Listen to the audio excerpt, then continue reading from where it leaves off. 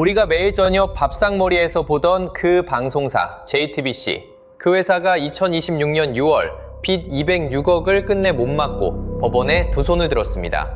다들 삼성이 광고를 끊어서 망했다고 하시죠? 그런데 광고가 끊긴 뒤에도 JTBC는 한때 멀쩡히 흑자를 냈거든요. 진짜 이유는 따로 있습니다. 게다가 둘이 원수라고요? 그게 완전히 거꾸로예요. 한 식구였고 결혼으로 맺어진 사돈 사이였습니다. 그 60년 세월을 처음부터 끝까지 풀어드릴게요.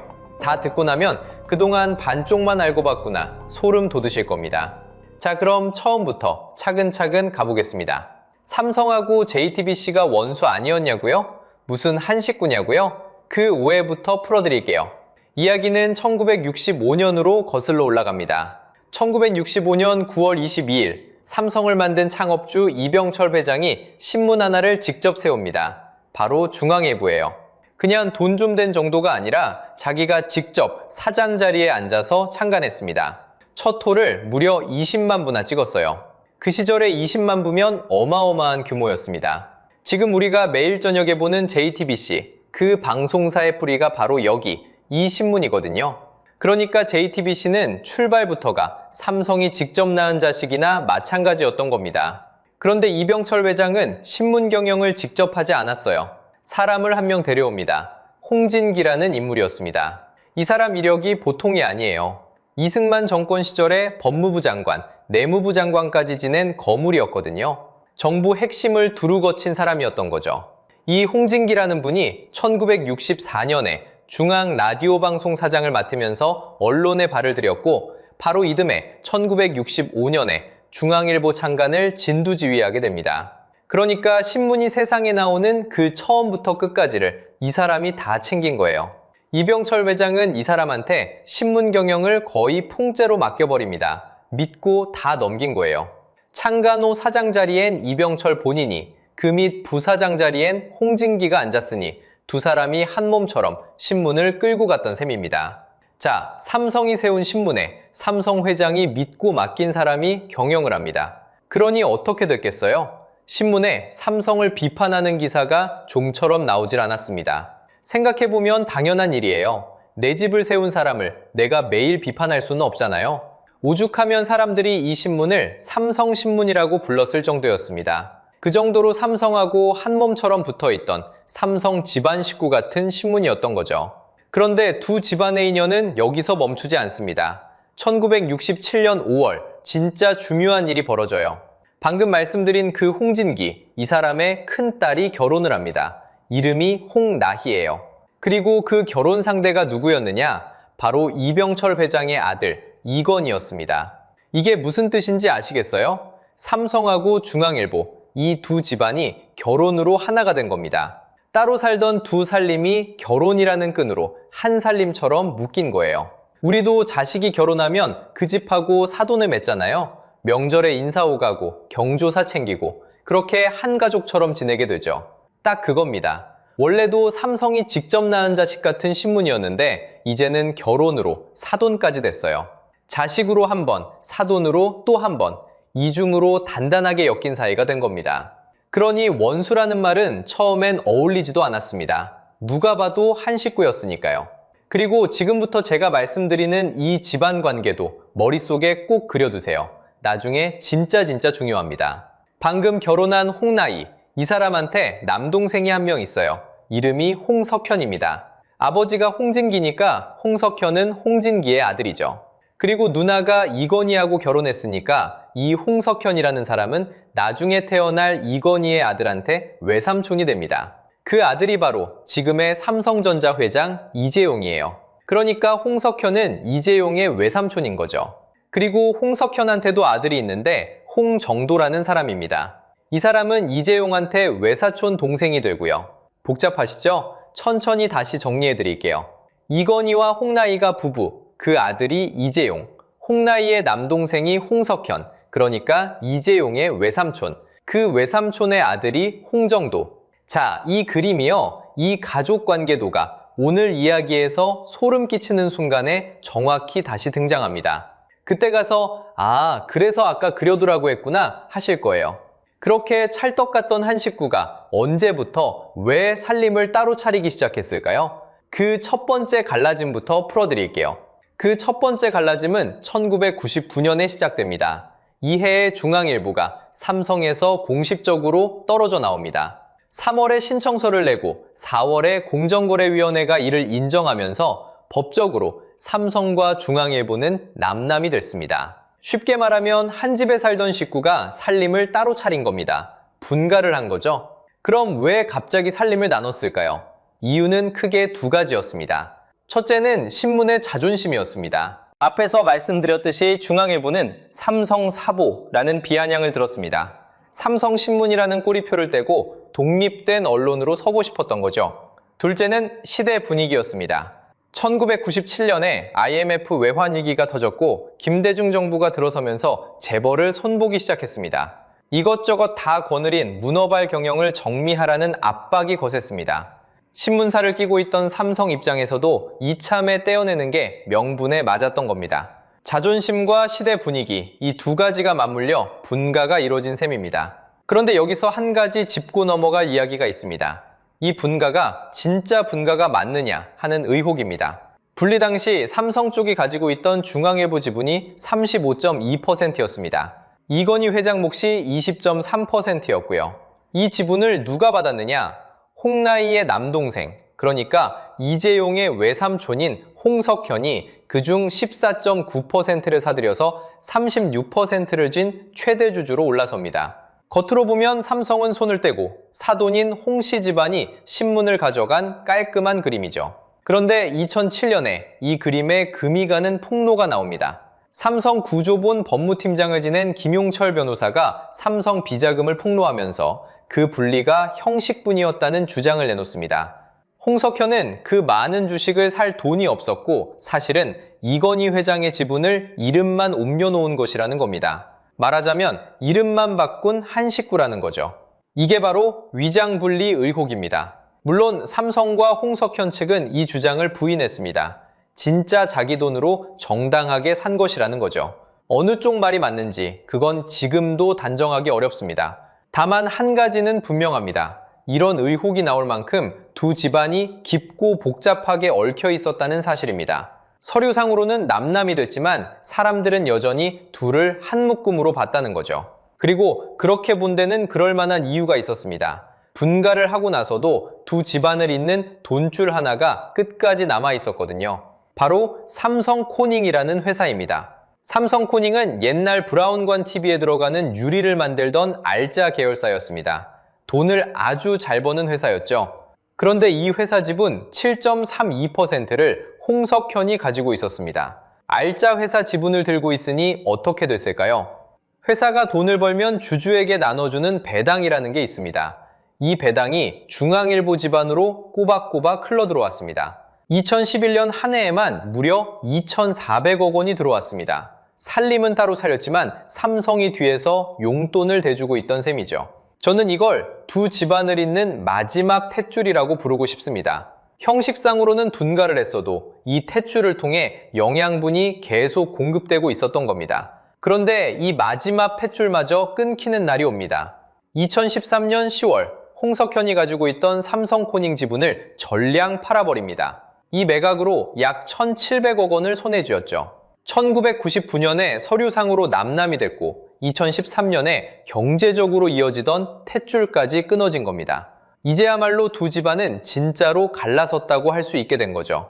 돈줄까지 끊긴 두 집안. 그런데 바로 이 무렵 사돈을 향해 처음으로 칼끝이 향하는 사건이 터집니다. 때는 2005년 여름이었습니다. MBC의 이상호 기자가 충격적인 테이프 하나를 들고 나옵니다. 옛날 안기부, 그러니까 지금의 국정원이 비밀리에 운영하던 도청 조직이 몰래 녹음한 대화였어요.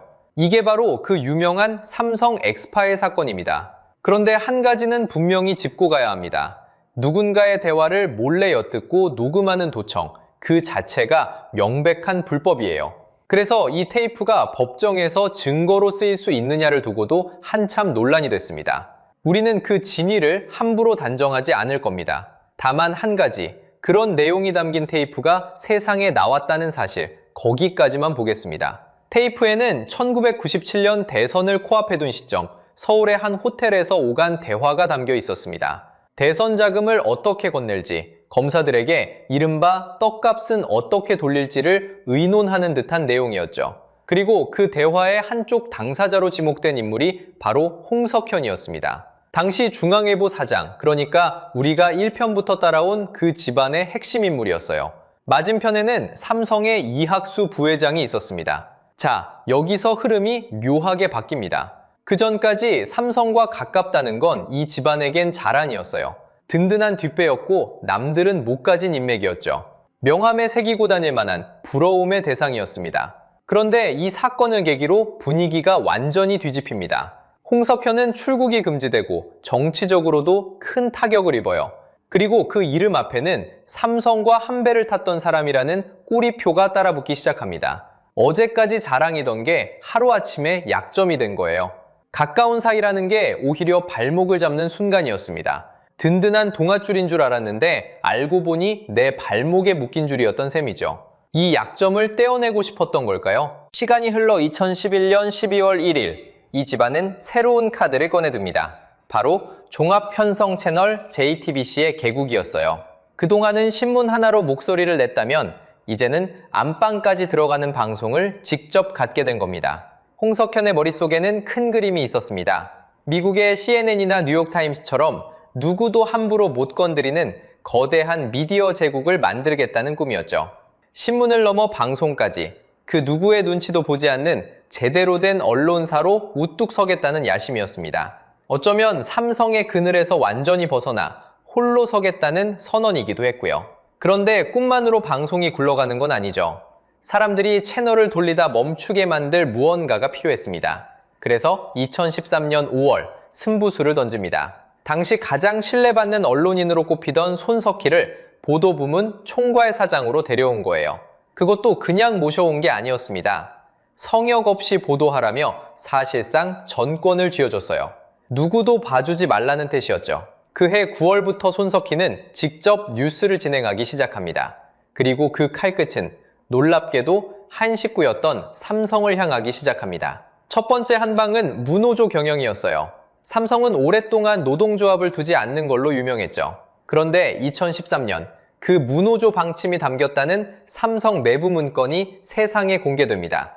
회사가 노조를 어떻게 관리하려 했는지가 적나라하게 드러난 거예요. JTBC는 이걸 피하지 않고 정면으로 다뤘습니다. 보통 같으면 한 다리 건너 아는 집안 일이라며 슬쩍 넘어갈 법도 한데 그러지 않았어요. 한때 사돈이고 뒷배였던 바로 그 삼성을 자기 손으로 키운 방송이 카메라 정면에 세운 겁니다. 보는 사람들 입장에선 어리둥절했죠. 한 식구끼리 왜 저러나 싶었을 거예요. 두 번째 항방은 2015년 메르스 사태였습니다. 온 나라가 공포에 떨던 그때 삼성 서울병원이 감염이 가장 크게 번진 곳 가운데 하나로 지목됐어요. 그런데 환자가 어디서 나왔는지 명단 공개는 자꾸 늦어지고 관리도 허술했습니다. JTBC는 바로 이 지점을 집요하게 파고들었어요. 국민 안전 앞에서는 그 어떤 이름도 봐주지 않겠다는 듯이 말이죠. 하지만 무노조도 메르스도 사실은 잽에 불과했습니다. 이제 외삼촌이 키운 방송국이 친조카를 향해 결정적인 한 방을 날리는 오늘 이야기에서 제일 충격적인 대목이 시작됩니다. 자, 마음 단단히 먹고 들으세요. 앞에서 본 무노조다, 메르스다 하는 보도들, 솔직히 그건 몸풀기에 불과했거든요. 진짜 한 방은 따로 있었습니다. 2016년 10월 24일 저녁이었습니다. JTBC 뉴스룸이 화면 하나를 띄웁니다.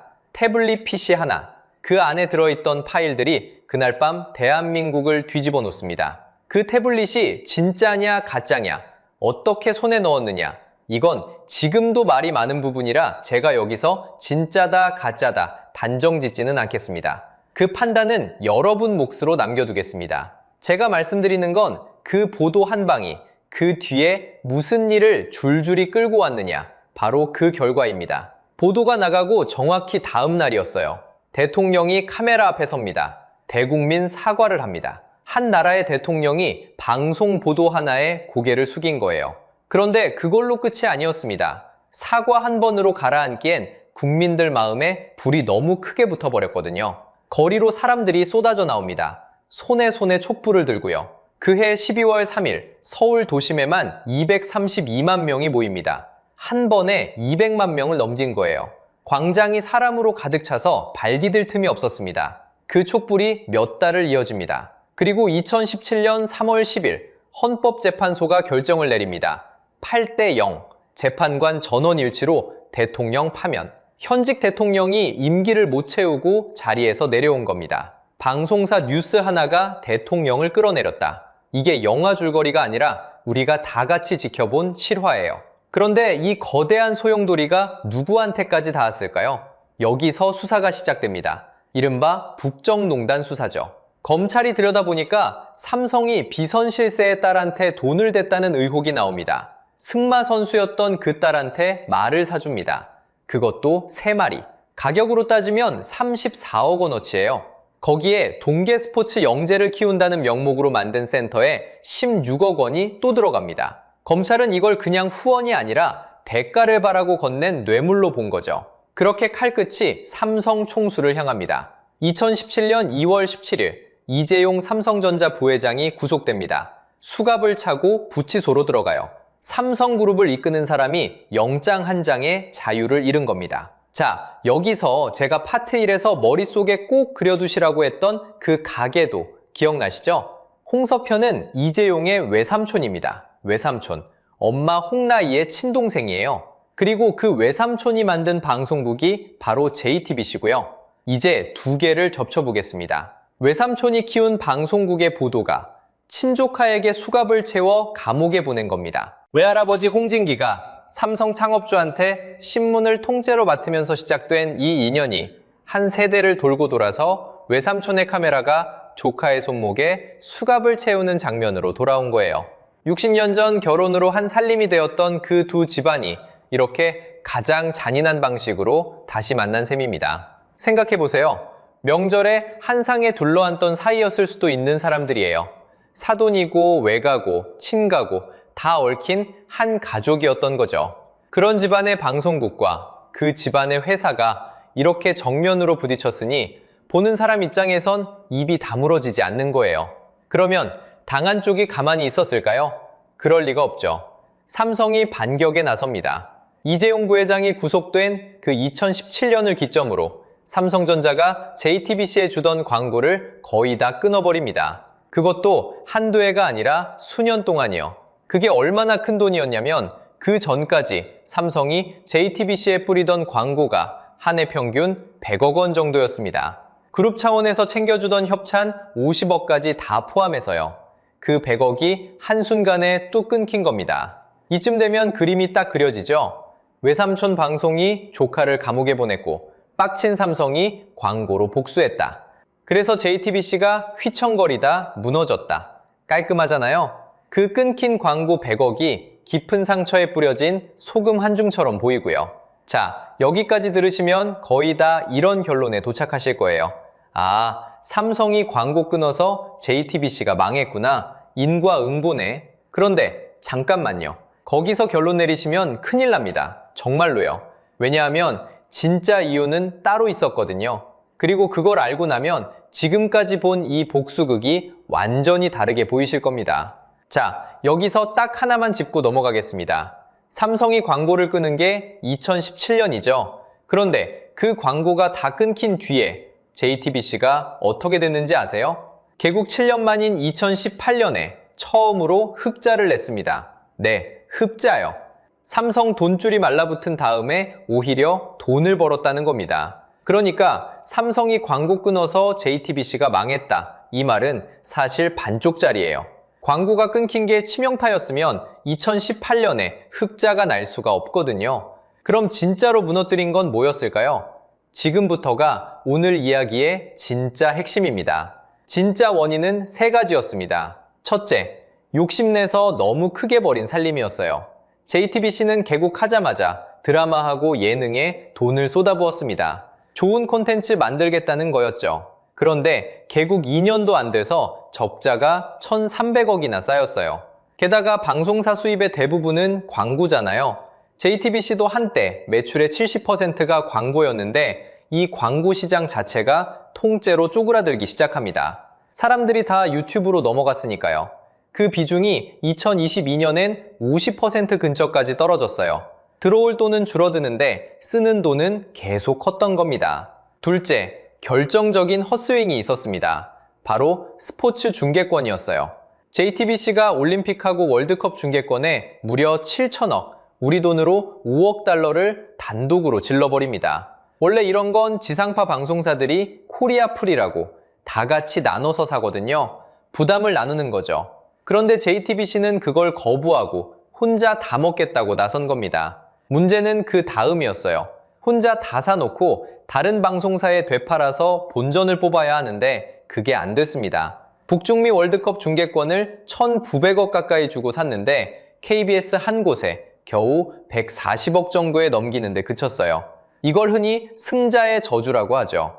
이기겠다고 무리하게 다 차지했다가 그게 부메랑이 돼서 자기를 친 겁니다. 셋째, 이 모든 구멍을 메운 방법이 최악이었어요. 빚으로 빚을 막은 겁니다. 쉽게 말해 카드 돌려막기예요. 이번 달 카드값을 다른 카드로 막고 그 카드값을 또 다른 카드로 막고 이걸 10년 넘게 한 거예요. 그렇게 시장에서 끌어다 쓴 돈만 1조 3천억에 달했습니다. 돌려막기는 결국 한 번만 삐끗하면 와르르 무너지잖아요.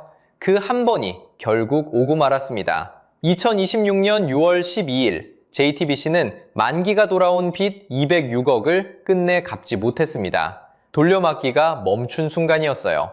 그리고 중앙홀딩스, JTBC, 콘텐트리 중앙, 메가박스, 중앙 P&I까지 핵심 계열사 5곳이 한꺼번에 법원에 회생을 신청합니다. 그룹 전체가 짊어진 빚이 무려 2조 8천억. 더 안타까운 건 이 회사들 채권에 돈을 넣었던 평범한 개인 투자자들의 피해 우려가 7,900억에 달한다는 거예요. 결국 6월 19일 중앙일보는 최종 부도 처리됩니다. 홍정도 부회장이 고개 숙여 사과했지만 정작 오너 일가가 자기 재산을 내놓는다는 얘기는 들리지 않았습니다. 자, 이제 정리가 되시죠?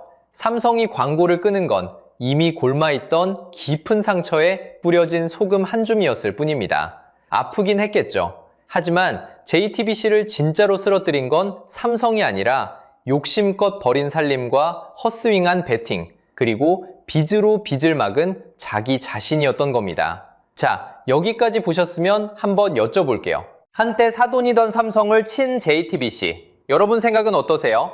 1번, 용기 있는 언론이다. 2번, 재발등 찍은 패착이다. 3번, 욕심이 부른 자업자득이다. 댓글에 번호만 남겨주세요. 저는 여러분이 어디에 가장 많이 손을 드는지 정말 궁금하거든요. 마지막으로 한 가지만요.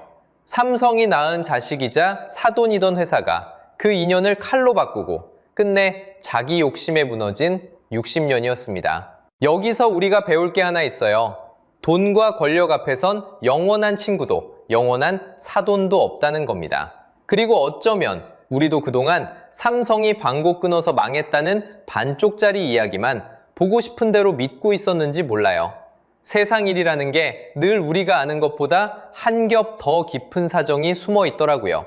오늘 이 영상이 그 한 겹을 들춰보는 데 도움이 되셨다면 구독과 좋아요로 응원해주세요. 그리고 잊지 말고 댓글에 여러분의 번호 꼭 남겨주시고요. 다음에 더 깊은 이야기로 찾아오겠습니다. 감사합니다. 1980년 멕시코 사람들은 한국이 좀 불쌍해 보였습니다. 그때 멕시코는 한국보다 2배 부자였거든요. 그런데 지금은 한국이 멕시코보다 2.5배 잘 삽니다. 명목 1인당 소득이 통째로 뒤집힌 겁니다. 그럼 멕시코는 그냥 마약 카르텔 때문에 무너진 걸까요? 아닙니다. 카르텔은 마지막에 터진 종양일 뿐이고 멕시코는 그 전에 4번의 결정적인 선택을 했습니다. 더 소름 돋는 건 그 4번이 사실 전부 똑같은 한 가지 실수였다는 겁니다. 그리고 그 실수는 지금 우리에게도 결코 남의 일이 아닙니다. 다시 한번 그 숫자를 봐야 합니다. 1980년 멕시코 사람 한 명의 소득은 약 3,500달러였습니다. 같은 해 한국은 약 1,740달러였고요. 거의 정확히 2배입니다. 멕시코는 그때 라틴 아메리카에서 손꼽히는 부자 나라였습니다. 그러니 한국이 좀 안쓰러워 보였다는 말도 그냥 허세는 아니었습니다. 진짜로 그랬으니까요. 그럼 이렇게 잘 살던 나라가 도대체 첫 단추를 어디서부터 잘못 끼운 걸까요? 이야기는 바다 밑에서 시작됩니다. 1976년 멕시코만 바다 밑에서 어마어마한 유전이 발견됩니다. 칸타렐 유전입니다. 그 규모가 얼마나 컸냐면 한 나라의 살림을 통째로 바꿔놓을 만한 초대형 유전이었습니다. 가난한 어부가 평생 농사짓던 마당을 파다가 거대한 금광을 발견한 셈이었죠. 1979년부터 멕시코는 본격적으로 그 기름을 퍼올리기 시작합니다. 그리고 타이밍이 기가 막혔습니다.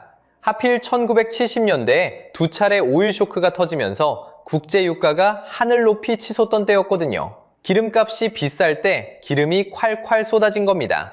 멕시코는 그저 가만히 앉아서 떼돈을 벌었습니다. 칸타렐 한 곳에서만 하루 8만 배럴 남짓이던 생산량이 단 몇 년 만에 100만 배럴을 훌쩍 넘겼습니다. 누가 봐도 멕시코는 황금알을 낳는 거위를 손에 쥔 거였습니다. 이대로라면 멕시코의 미래는 영원히 밝아 보였습니다. 여기까지는 그냥 행운입니다.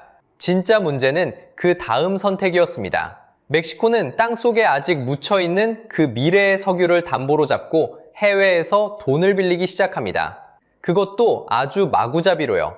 생각해보면 논리는 단순했습니다. 어차피 기름이 앞으로도 계속 돈을 벌어다 줄 테니 지금 좀 많이 빌려서 펑펑 써도 나중에 다 갚을 수 있다고 믿은 겁니다. 미래의 돈을 미리 끌어다 쓴 셈이죠. 그런데 그 빌린 돈이 어디로 흘러갔는지가 진짜 문제였습니다. 공장을 짓거나 기술을 키우는데 쓴 게 아니었습니다. 대부분 당장 기분이 좋아지는 곳으로 들어갔습니다. 소비를 늘리고 복지를 풀고 나라를 그럴듯하게 꾸미는데 말이죠.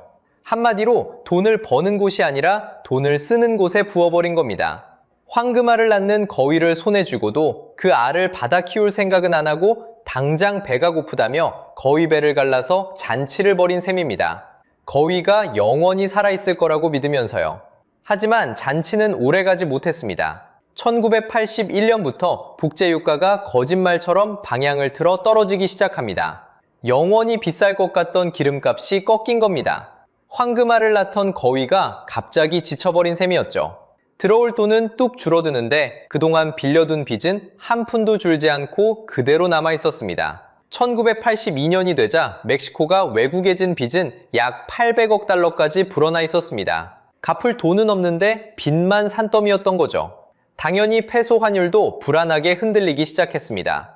다급해진 로페스 포르티오 대통령은 국민들 앞에 나와 비장하게 선언합니다. 나는 페소를 개처럼 지키겠다고요. 무슨 일이 있어도 환율을 사수하겠다는 약속이었습니다. 그런데 이 비장한 약속이 과연 어떻게 됐을까요? 그 결과는 며칠 만에 드러납니다. 며칠 지나지 않은 1982년 8월, 멕시코 정부는 결국 백기를 듭니다. 빚을 당분간 갚지 못하겠다고 선언한 겁니다. 이걸 모라토리엄이라고 부릅니다. 그러자 페소 가치는 그대로 무너졌습니다. 1981년 말에 1달러에 25페소 정도였던 환율은 1982년 말이 되자 공식 환율로 70페소까지 떨어졌습니다. 시장에서 실제로 거래되는 값은 150페소까지 갔고요. 개처럼 지키겠다던 페소가 오히려 개처럼 끌려다니다 주저앉은 꼴이었습니다. 9월에는 정부가 나라 안의 은행들을 통째로 분규화하는 극단적인 강수까지 둡니다. 그만큼 다급했다는 뜻입니다. 그것으로 끝이 아니었습니다. 멕시코 한 나라의 부도는 라틴 아메리카 16개 나라로 빚 도미노처럼 번져나갔습니다. 한 집이 무너지자 옆집도 줄줄이 무너진 겁니다. 사람들은 이 참담했던 시기를 가리켜 잃어버린 10년이라고 부릅니다. 잘 나가던 멕시코가 첫 번째 선택의 대가를 이렇게 혹독하게 치른 겁니다. 그런데 바로 이 대목에서 지구 반대편 한국은 정반대의 길을 걷고 있었습니다. 사실 그때 한국도 빚이 어마어마했습니다. 세계에서 손꼽히는 채무국이었으니까요. 겉으로만 보면 멕시코랑 다를 게 하나도 없어 보였습니다. 둘 다 빚더미에 앉은 나라였으니까요. 하지만 결정적인 차이가 하나 있었습니다. 빌린 돈을 어디에 썼느냐는 겁니다. 한국은 그 돈을 흥청망청 쓰지 않았습니다. 수출할 물건을 만드는 공장과 설비에 거의 다 쏟아부었습니다. 한국에는 멕시코에 석유 같은 게 없었거든요. 빌린 돈으로 물건을 만들어 외국에 팔지 못하면 빚을 갚을 방법 자체가 없었습니다. 갚지 못하면 정말로 끝장이라는 그 공포가 오히려 한국이 돈을 악착같이 굴리게 만든 겁니다. 그 집요함의 결과로 한국은 1986년부터 빚을 줄여나가기 시작했고 마침내 버는 돈이 쓰는 돈보다 많은 나라로 돌아섭니다. 같은 빚이었지만 한쪽은 그 돈으로 미래를 갉아먹었고 다른 한쪽은 그 돈으로 미래를 키운 겁니다. 그런데 멕시코의 진짜 문제는 사실 이 빚이 아니었습니다. 통장 잔고가 0이 되는 것보다 훨씬 더 위험한 게 따로 있었거든요. 그건 애초에 멕시코라는 나라의 산업이 잘못된 방식으로 만들어지고 있었다는 사실입니다. 빚은 다시 벌면 됩니다. 정말 무서운 건 따로 있었습니다.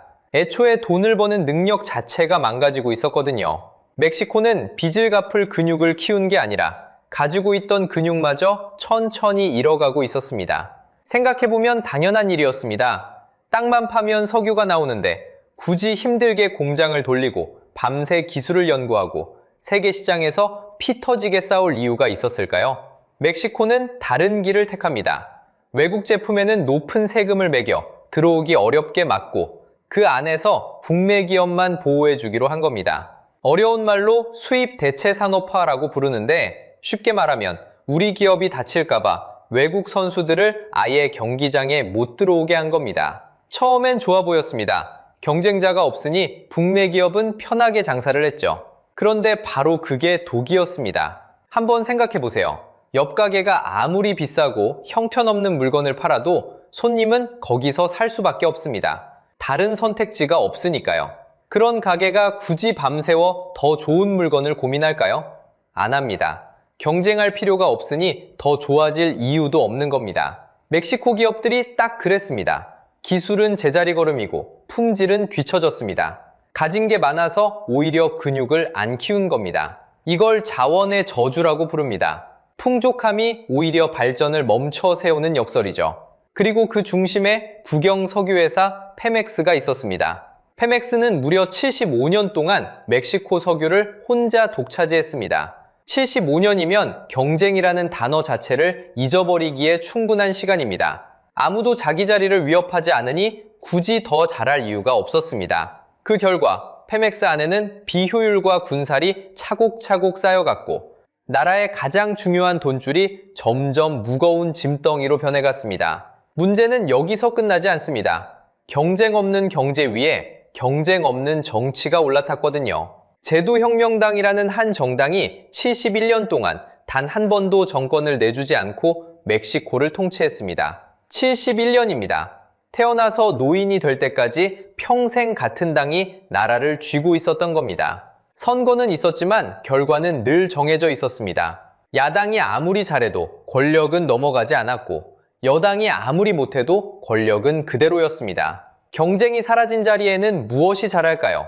바로 부패입니다. 누구도 견제하지 않고 누구도 갈아치울 수 없으니 권력과 돈이 끼리끼리 나눠 갖는 구조가 단단하게 굳어버립니다. 정치인은 국민이 아니라 당의 윗선만 바라보고 기업은 더 좋은 물건이 아니라 더 든든한 인맥을 만드는데 힘을 쏟습니다. 실력보다 줄을 잘 서는 게 더 중요한 나라가 된 겁니다. 오해하지 마세요. 이건 멕시코 사람이 특별히 나빠서가 아닙니다. 누가 그 자리에 있었어도 똑같았을 겁니다. 경쟁을 없애버린 구조가 결국 그런 사람들을 만들어낸 거니까요. 이 모든 게 숫자로 드러납니다. 1960년부터 1980년까지 일하는 사람 한 명이 만들어내는 실질 생산량을 보면 멕시코는 97% 늘어나는데 그쳤습니다. 가티간 한국은 247% 늘었습니다. 겉으로는 멕시코가 여전히 부자였지만 속도에서는 이미 한국에게 한참 밀리고 있었던 겁니다. 사실 1980년이 멕시코의 정점이었습니다.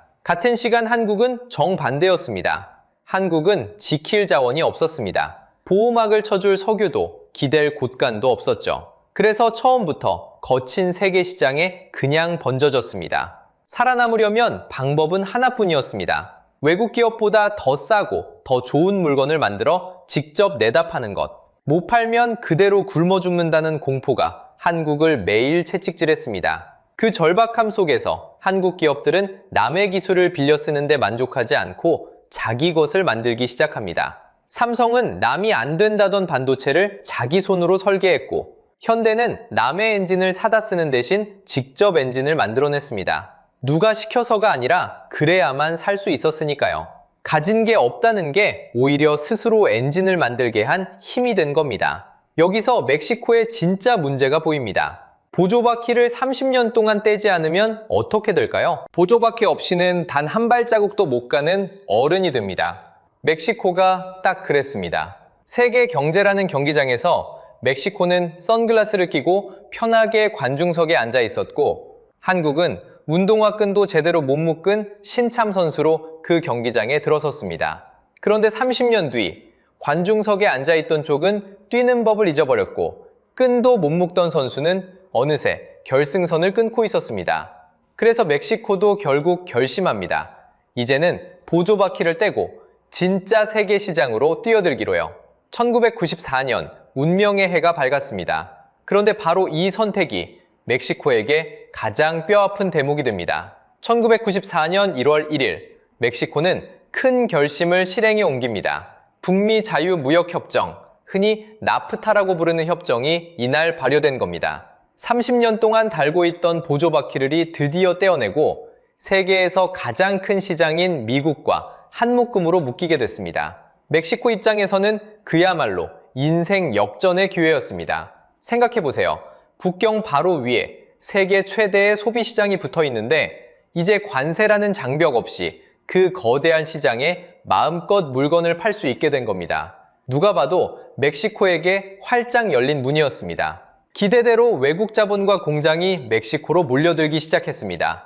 숫자만 보면 멕시코가 드디어 부활하는 것처럼 보였습니다. 수출액이 쭉쭉 늘었고 공장도 늘어났습니다. 신문에는 멕시코가 다시 일어선다는 장밋빛 전망이 가득했죠.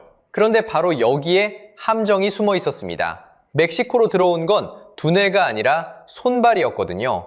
이걸 마킬라도라라고 부릅니다. 쉽게 말하면 단순 조립 하청 공장입니다. 미국 기업이 부품을 만들어서 보내주면 멕시코는 값싼 노동력으로 그걸 조립만 해서 다시 미국으로 되파는 구조였습니다. 무엇을 만들지 정하는 것도 미국, 핵심 부품을 설계하고 만드는 것도 미국, 그걸 비싸게 팔아 큰 돈을 가져가는 것도 미국이었습니다. 멕시코에게 떨어지는 건 조립 일당뿐이었죠. 공장은 분명 멕시코 땅에 서 있는데 정작 무엇을 만들지 결정하는 두뇌는 전부 국경 너머에 있었던 겁니다. 그러니 수출액 숫자는 커 보여도 정작 멕시코 안에 남는 부가가치나 쌓이는 기술은 거의 없었습니다. 부품을 직접 만드는 능력도, 제품을 설계하는 능력도 길러지지 않았습니다. 일감이 끊기면 그대로 공장이 멈추는, 남이 설계한 걸 시키는 대로 조립만 하는 의존 구조였던 겁니다. 첫 번째 선택에서는 석유에 기댔고,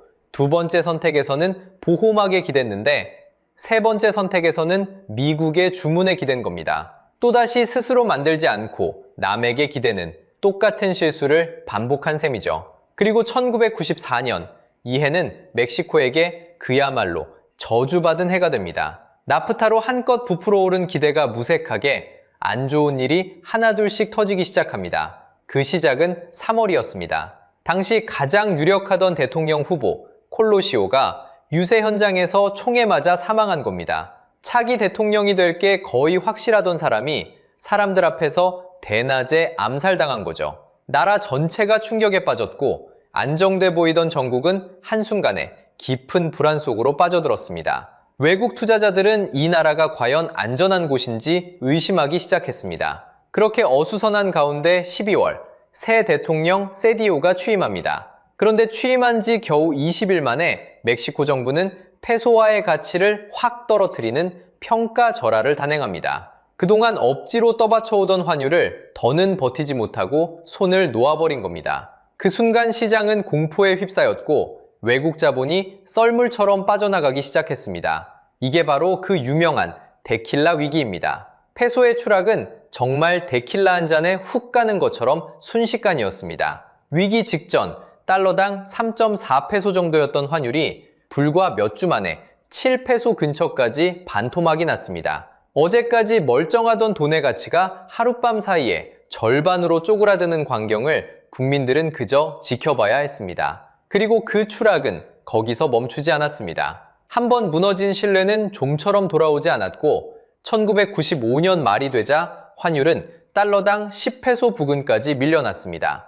돈의 가치가 1년도 채 안 되는 사이에 3분의 1 토막이 나버린 겁니다. 여기서 잠깐 헷갈리시면 안 되는 게 있습니다.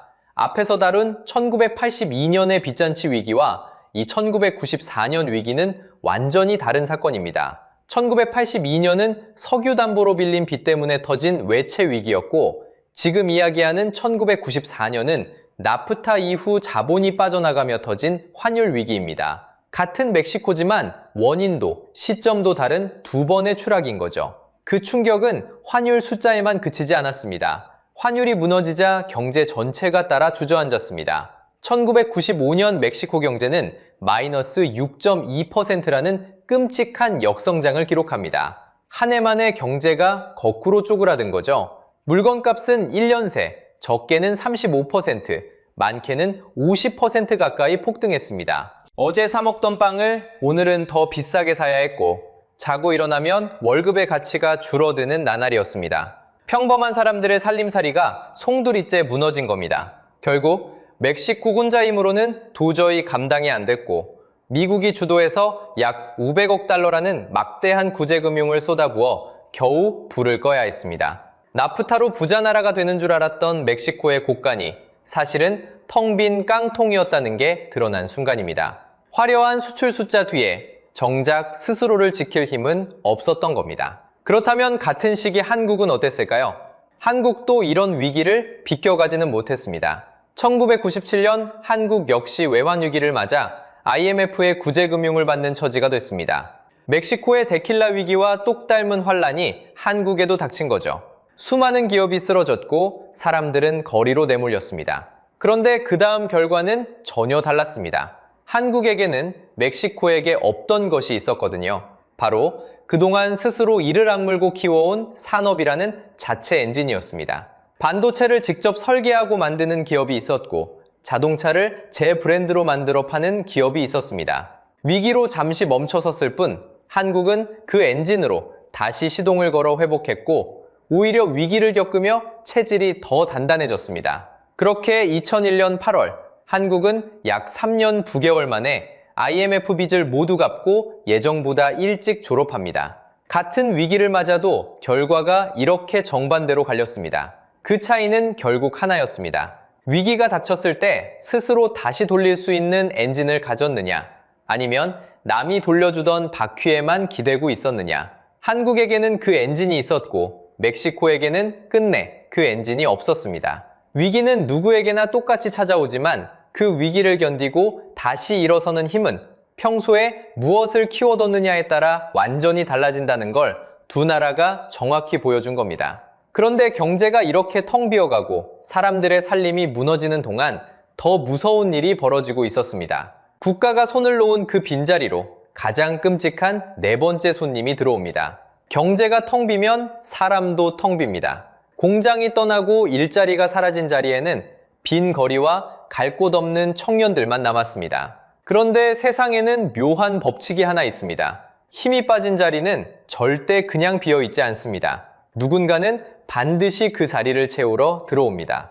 멕시코의 빈자리를 노린 건 두 개의 권력이었습니다. 하나는 아래에서 거리를 장악했고, 다른 하나는 위에서 시장을 장악했습니다. 먼저 아래에서 올라온 권력부터 보겠습니다. 2006년 12월 새로 취임한 칼데론 대통령은 마약 카르텔과의 전면전을 선포합니다. 군대까지 거리로 내보냈습니다.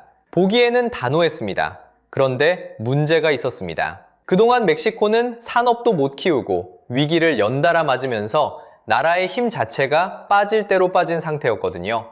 약해진 국가가 이미 뿌리내린 권력을 상대로 싸움을 건 겁니다. 결과는 참혹했습니다. 정부는 이기지 못했습니다. 이기지 못한 정도가 아니었습니다. 카르텔은 단순한 범죄 조직 수준을 넘어 나라 안에 또 하나의 정부처럼 자리를 잡았습니다. 세금처럼 돈을 걷고 자기들 규칙으로 사람들을 다스렸습니다. 미국 군 당국은 카르텔이 멕시코 영토의 30에서 35% 정도를 사실상 손에 쥐고 있다고 추정했습니다. 다만 이건 미국 쪽 추정치이고 멕시코 정부는 그 정도는 아니라고 강하게 반박합니다. 어느 쪽 말이 맞든 정부가 손도 못 대는 또 다른 정부가 나라 안에 생겼다는 사실 자체가 충격이었습니다. 그 대가는 숫자로 남았습니다. 마약 전쟁이 시작된 2006년 이후 살인으로 목숨을 잃은 사람이 누적으로 약 36만에서 46만 명에 이릅니다. 어느 날 갑자기 사라져 영영 찾지 못한 사람만 10만 명이 넘습니다.